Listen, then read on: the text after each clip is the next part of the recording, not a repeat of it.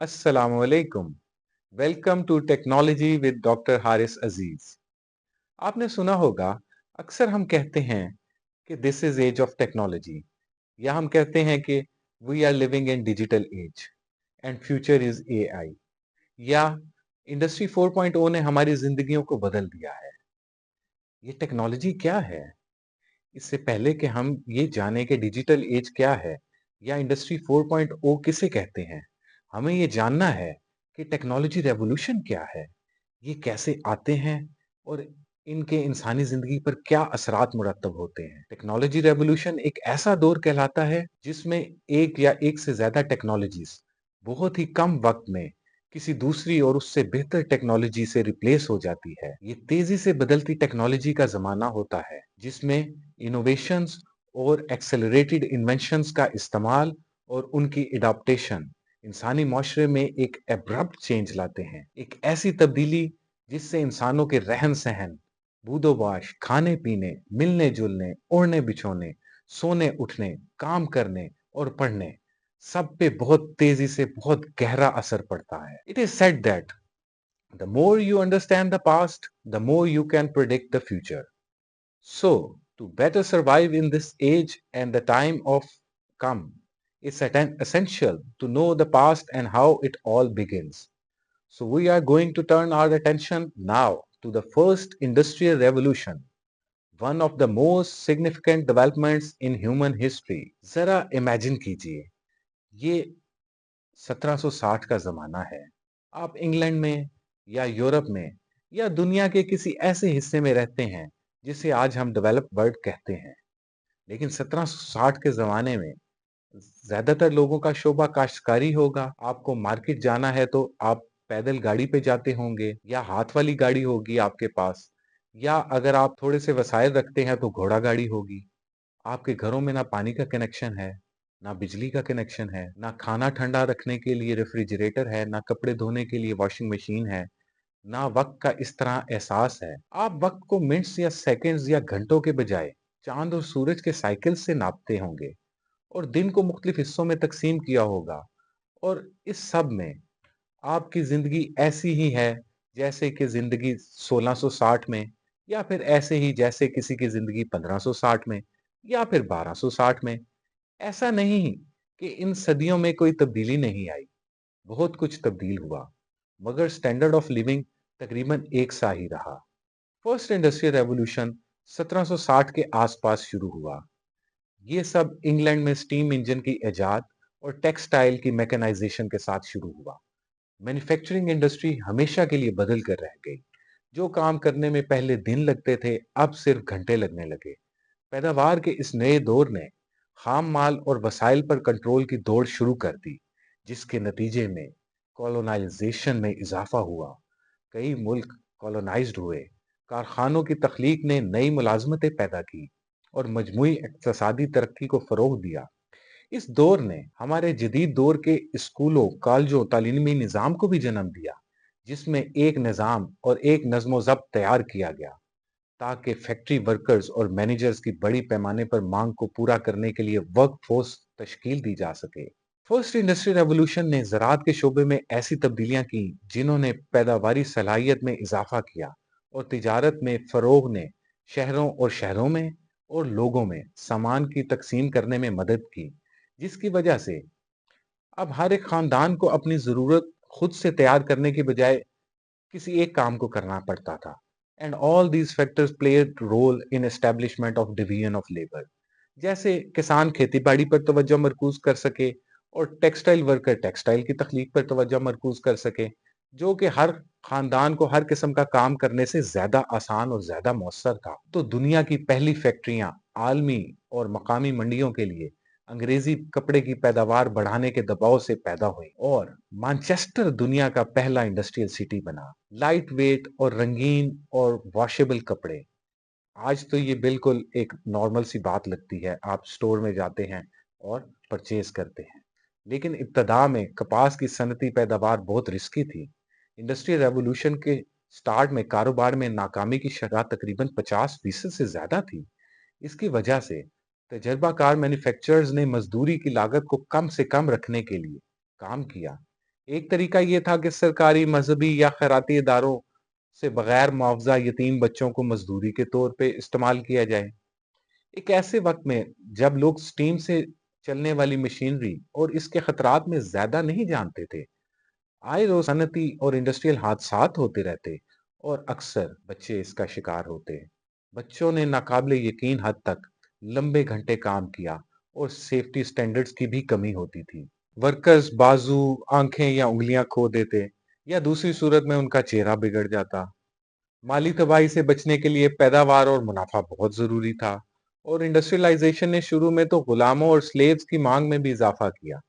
गुलामों ने उन मजदूरों के लिए खाना तैयार किया जो फैक्ट्री के लिए अपने अपने हाथ बाजू खो चुके थे। गुलामों ने इसके साथ साथ ट्रॉपिकल क्रॉप्स की तैयारी में भी किरदार अदा किया, जैसे कि चीनी, तंबाकू, कॉफी, चाय, जिसको पीकर कारकुनों की बनाई बढ़ती।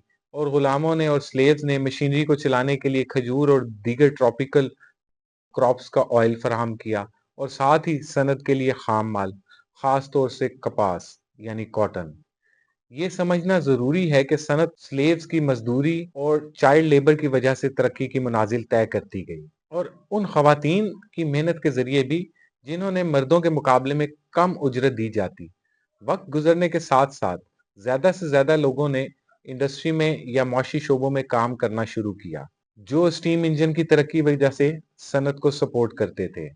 1776 में अंग्रेज मुजिब जेम्स वॉट ने स्टीम इंजन का आगाज किया, जिसने पहले के स्टीम इंजन के मॉडल्स को बेहतर किया। ऐसा नहीं कि इससे पहले स्टीम इंजन नहीं थे। जहां तक रोम या मिस्र या फिर सल्तनत उस्मानिया या चीन की बात की जाए तो लोग स्टीम इंजन के बारे में जानते थे, लेकिन वॉट का इंजन ज्यादा कारआमद था, जिसने इससे ना सिर्फ कानों में बल्कि टेक्सटाइल के कारखानों में, बिजली बनाने में, जानवर और पानी की ताकत को तब्दील करने में करामत बनाया, और फिर इससे दूसरी मशीनरी भी चली। सदियों से तकरीबन तमाम इंसानी ताकत हमारे मसल्स या बाजुओं से आती थी, फिर हमने कुछ जानवरों की ताकत का इस्तेमाल किया, और आखिर में कुछ हवा और पानी की ताकत। लेकिन भाप यानी स्टीम की ताकत ने मुकम्मल तौर पर एक इनकलाब बर्पा कर दिया। इंसानों की जानिब से कितना काम किया जा सकता था, स्टीम ने उस काम को कई गुना कर दिया, और यकीनन नक्लो हमल को भी तब्दील कर दिया जब इसे टांगों, वैगनों, बहरी जहाजों से मुंसलिक किया गया। और रेलगाड़ी आने से तो एक और इनकलाब बर्पा हुआ, और आखिरकार ऑटोमोबिल्स बनाने के लिए भी स्टीम इंजन का इस्तेमाल हुआ। और ट्रेन ने एक और किस्म की डिमांड भी पैदा कर दी। रेलवे स्टेशन के इर्द गिर्द शहरी आबादकारी बढ़ी। रेलवे के प्राइमरी और सेकेंडरी मुलाजमीन को रखने के लिए रेलवे स्टेशन के साथ साथ दीगर कंस्ट्रक्शंस एंड डेवलपमेंट्स हुई। सेकेंडरी मुलाजमीन से मेरा मुराद ऐसे लोग, ये सिर्फ स्टेशन मास्टर्स या टिकट बेचने वाले और कॉन्ट्रैक्टर नहीं थे। दुकानदार, फार्मासिस्ट, तामीराती कारकुन, असातिज़ा, डॉक्टर, कोचों के ड्राइवर, इसके साथ साथ सफाई करने वाले, पुलिस के लोग और शहरी मुंतजमीन। So industrialisation had a snowball effect and it could not be reverted back. और इस सब का मतलब ये है कि रोजमर्रा की जिंदगी भी बदल कर रह गई। सोशल स्ट्रक्चर में अशराफिया और इंसानों के साथ साथ दो तबके नुमाया हुए, एक बर्जुआजी और दूसरे प्रोलिटेरियंस। ये मेहनत कश तबका।